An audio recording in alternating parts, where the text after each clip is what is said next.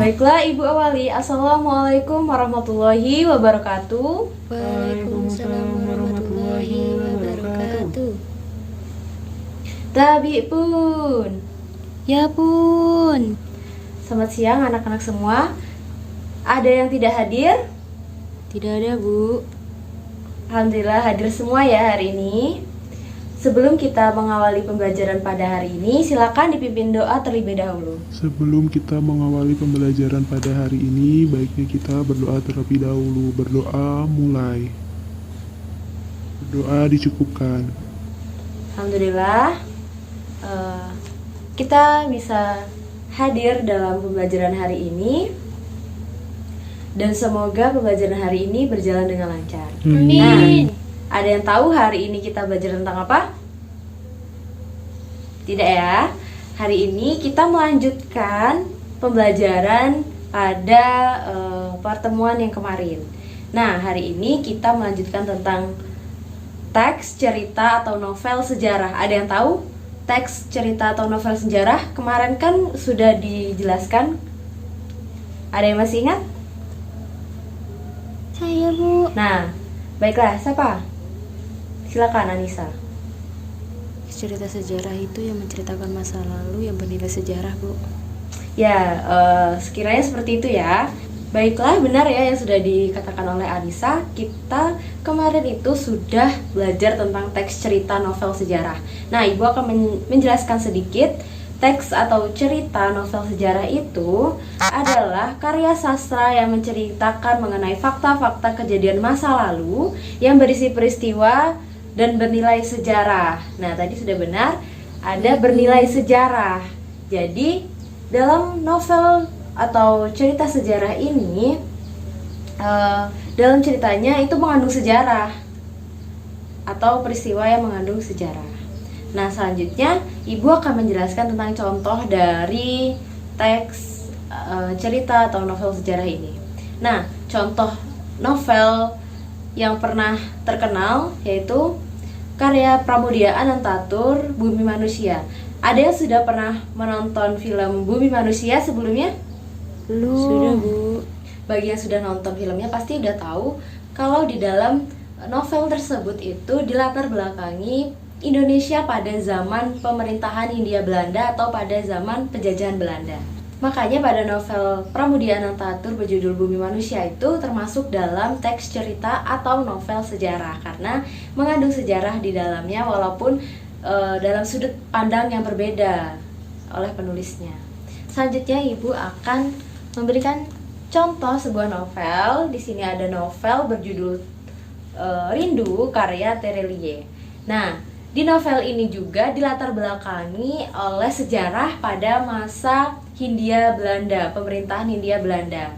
Ceritanya dalam novel ini seorang guruta atau seorang pemuka agama dan seorang pemuka daerah yang akan perjalanan menggunakan kapal siar ke Mekah. Jadi rindu ini melambangkan rindu rindu kepada tanah suci Mekah.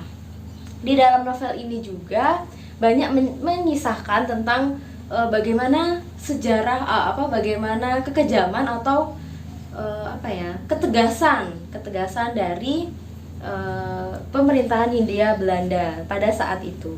Jadi novel ini juga termasuk ke dalam novel sejarah karena fakta-fakta sejarahnya itu ada dan dikisahkan kembali oleh penulisnya atau pengarangnya dengan sudut pandang yang berbeda, yaitu sudut pandang ketika orang zaman dahulu ingin naik haji. Itu juga termasuk dalam teks novel sejarah. Silakan kalian buka di halaman 82. Baik, Bu. Di dalam buku paket kalian, di situ ada cerita dari Jacob Sumarjo. Silakan kalian baca. Baik, Bu. Nah, selanjutnya setelah kalian buka, hari ini kita akan belajar mengenai kebahasaan dari teks cerita atau novel sejarah. Kita akan membedah apa saja kebahasaan dari teks atau cerita sejarah ini. Sekarang silakan dibuka halaman 83 Di situ sudah ada penjelasan mengenai kebahasaan dari teks cerita sejarah ini. Silakan dibuka. Baiklah, sembari kalian membaca, Ibu akan menayangkan PPT mengenai kebahasaan cerita atau novel sejarah. Apakah sudah terlihat? Sudah, Bu. Sudah ya. Jadi kaidah kebahasaan dari teks cerita novel sejarah itu ada 7, yaitu yang pertama ada kalimat bermakna lampau atau kata yang bermakna lampau. Yang kedua ada penggunaan konjungsi yang menyatakan urutan waktu. Yang ketiga ada penggunaan kata kerja material. Yang keempat itu ada penggunaan kalimat tak langsung.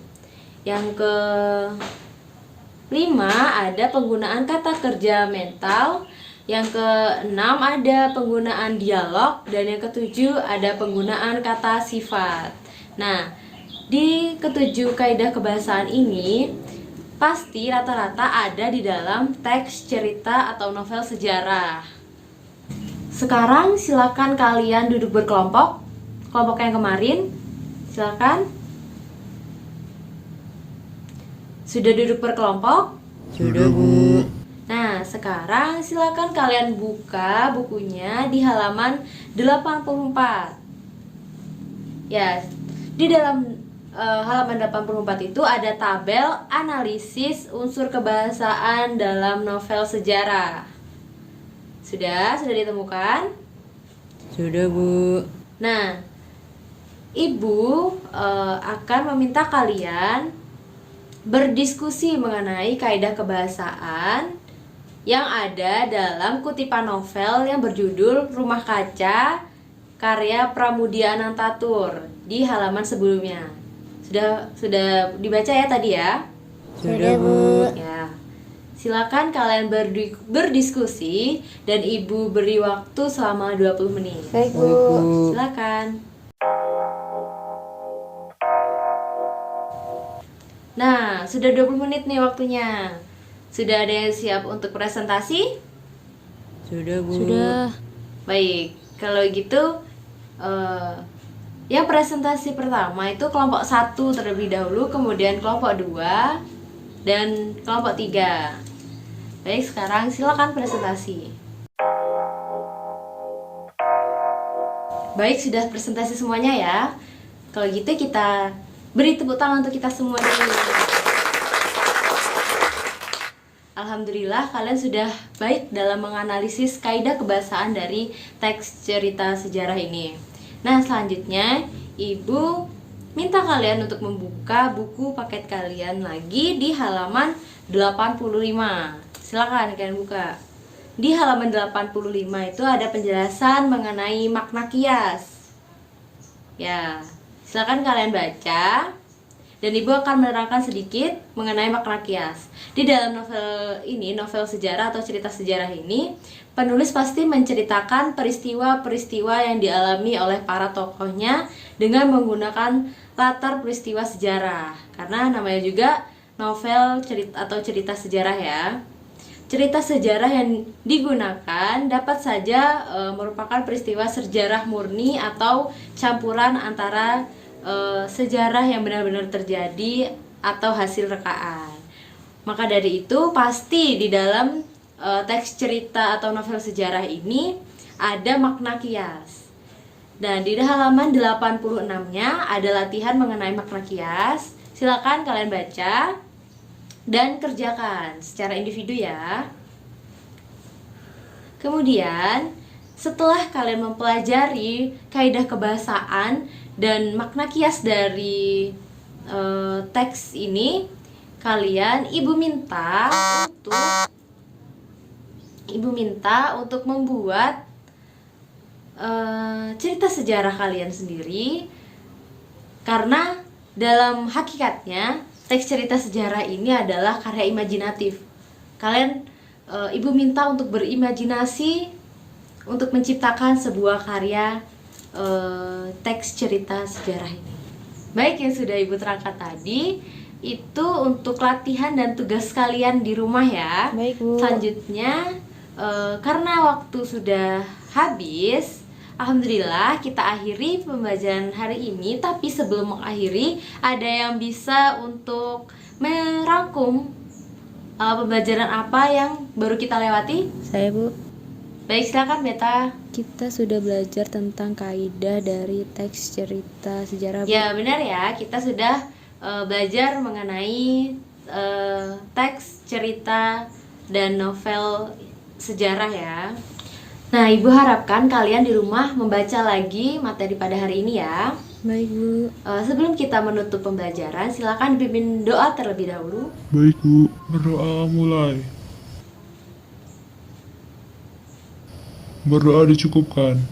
Alhamdulillahirrabbilalamin. Semoga pembelajaran hari ini dapat bermanfaat dan diridhoi oleh Allah. Ibu akhiri, wassalamualaikum warahmatullahi wabarakatuh. Waalaikumsalam warahmatullahi wabarakatuh.